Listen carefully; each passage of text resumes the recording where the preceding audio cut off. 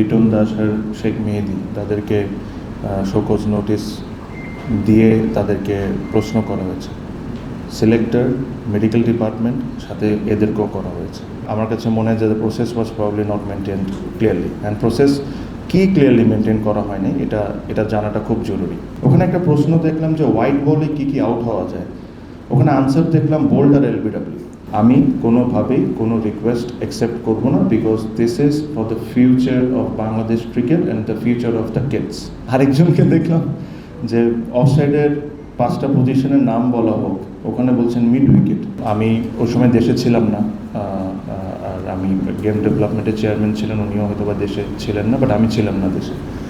So আমি এসে এটা নিয়ে লাস্ট 2-3 দিন আগে বা তার আগেও, মানে আরও 4-5 দিন আগে আমি এটা নিয়ে বসে পুরো জিনিসটা শুনেছি যে কী প্রসেসের মাধ্যমে হয়েছে, কী না হয়েছে। সো ডেফিনেটলি আমার কাছে মনে হয় যে the process was probably not maintained clearly, and process কি ক্লিয়ারলি মেনটেন করা হয়নি এটা জানাটা খুব জরুরি। দেখেন, আপনারা হয়তোবা দুইজনের বিষয়ে শুনেছেন, লিটন দাস আর শেখ মেহেদি তাদেরকে শোকজ নোটিশ দিয়ে তাদেরকে প্রশ্ন করা হয়েছে।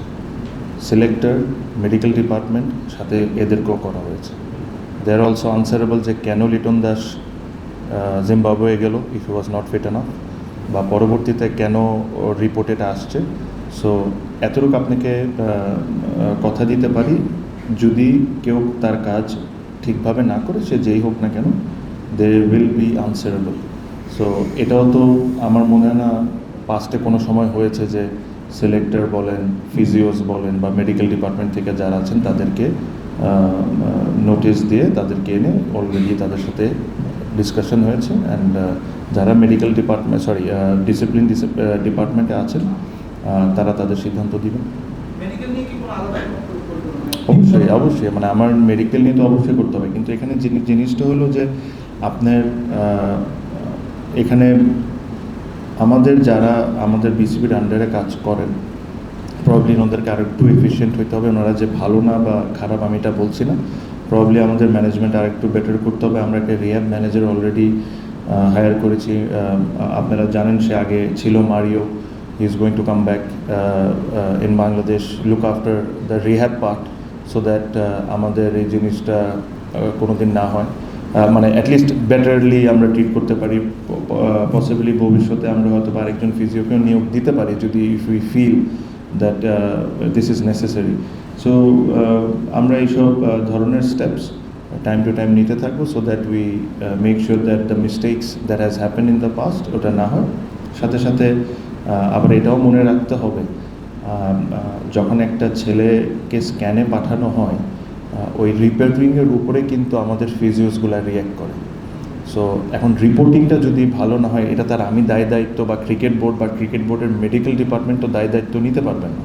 সো রিপোর্টিংয়ের উপর অনেক কিছু ডিপেন্ড করে।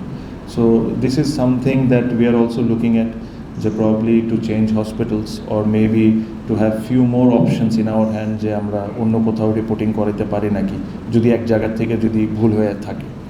So these are the things that আমরা সিরিয়াসলি কনসিডার করছি। মেডিকেল ডিপার্টমেন্টের চেয়ারম্যানকে দায়িত্ব দেওয়া হয়েছে যে to list down the list of hospitals, যে যাদের সাথে আমরা কাজ করব ভবিষ্যতে। একটা অ্যাডভার্টাইজমেন্ট দেওয়া হয়েছিল, ওখানে একটা মিনিমাম ক্রাইটেরিয়া দেওয়া হয়েছিল যে ফার্স্ট ক্লাস ক্রিকেটার্স অ্যান্ড খুব সম্ভব লেভেল 1 করা কোচদেরকে ইনভাইট করা হয়েছিল। And then 218, if I am not wrong, 218 applications এসেছিল। ওখানে 90+ যারা অ্যাপ্লিকেন্ট ছিলেন তারা ওই ক্যাটাগরিতে ফল করেন না। তো তাতে ইন্টারনালি ওনারা ডিসিশন নিয়েছেন যে তাদেরকে অ্যালাউ করা হবে। এখানে আমার কাছে মনে হয় যে আমাদের ভুল ছিল, বিকজ এরকম আরও 10 জন, 15 জন, 20 জন তো থাকতে পারে যারা ওই অ্যাডভার্টাইজমেন্টটা দেখে যখন ওই ক্যাটাগরিতে ফল করছিলেন না, তারা ওইটা দেখেই অ্যাপ্লাই করেন নাই হয়তোবা। সো যদি আমরা 90+ মানুষকে অ্যালাউ করতে পারি, সো ওনাদের কী ফল্ট।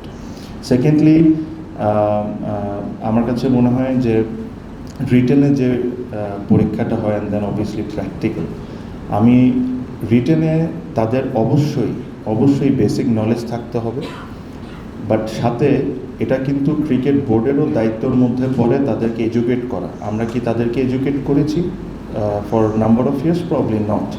সো আমার কাছে মনে হয় যে এখানে প্র্যাকটিক্যালটাকে প্রাধান্য বেশি দেওয়া উচিত। অবশ্যই আপনার ভাইবা থাকবে, আপনার রিটার্নে আপনার বেসিক নলেজ থাকতে হবে। I agree to all of those things. So এখন যে নতুন করে যে অ্যাডভার্টাইজমেন্ট ছেড়ে দেওয়া হয়েছে and then everybody is we are asking everybody to reapply, এখানে যে সিস্টেমে করা হবে, এখানে আগে রিটেন আর প্র্যাকটিক্যাল করে দেওয়ার পর একটা রেজাল্ট দেওয়া হবে। রেজাল্ট দেওয়ার পর এখানে যারা পাস করবে তাদেরকে ভাইবার জন্য ডাকা হবে। এখন আমি এত কিছু বললাম, আমি কয়েকটা মার্ক শিটও দেখেছি, যে রিটেনের পরীক্ষার শিটও দেখেছি। ওখানে একটা প্রশ্ন দেখলাম যে হোয়াইট বলে কী কী আউট হওয়া যায়, ওখানে আনসার দেখলাম বোল্ড আর এলবিডব্লিউ। এখন এই ধরনের যদি আনসার থাকে তাহলে তো ভাই কোচিংয়ে আসাই ভালো। আরেকজনকে দেখলাম যে অফসাইডের 5টা পজিশনের নাম বলা হোক, ওখানে বলছেন মিড উইকেট। সো এই বেসিক নলেজগুলো তো তাদের থাকতে হবে। আপনার কমপ্লেন্স থাকবে, এই থাকবে, সে থাকবে। আপনার একটা জিনিস মনে রাখেন যে এই জিনিসটা কেন করা হচ্ছে, why we are doing this. এটা তো অলরেডি কোচেসগুলো অ্যাপয়েন্টেড করা ছিল, তাদের স্যালারি ওনারা পাচ্ছিলেন, but why we are doing this, এটা করার সবচেয়ে বড় রিজন যেখানে আমাদের সবার, আমি আপনাদের সবার একটা কমপ্লেন থাকতো যে জেলা বিভাগে রাইটভাবে কি বাচ্চাদেরকে কোচিং দেওয়া হচ্ছে কি হচ্ছে না, because those are the futures. এখন এই জায়গায় আমি যদি সঠিকভাবে একটা মিনিমাম স্ট্যান্ডার্ড আমরা যদি মেনটেন না করি, তাহলে তো আমাদের অ্যাকচুয়ালি ফিউচারটা খুব বেশি ভালোর দিকে আগাচ্ছে না। যদি এটা সঠিকভাবে চলতো, যদি এটা ভালোভাবে চলতো, তাহলে প্রবলি আমাদের প্লেয়ার্সের অপশনসের কমতি থাকতো না। প্রবলি কোনো একটা জায়গায় ঘাটতি ছিল, আমি বলছি না যে খালি কোচদের বিষয়, প্রবলি ক্রিকেট বোর্ডের ঘাটতি ছিল। এই কারণে একটা ভালো জিনিস করা। আর আমি একটা জিনিস আপনাদের মাধ্যমে একদম স্পষ্ট করে দিতে চাই, আর আমি এটা ক্রিকেট বোর্ডেও বলেছি, এই বিষয়ে আমি বা আমার ক্রিকেট বোর্ডের কেউ কোনো ধরনের কোনো রিকোয়েস্ট অ্যাকসেপ্ট করা হবে না।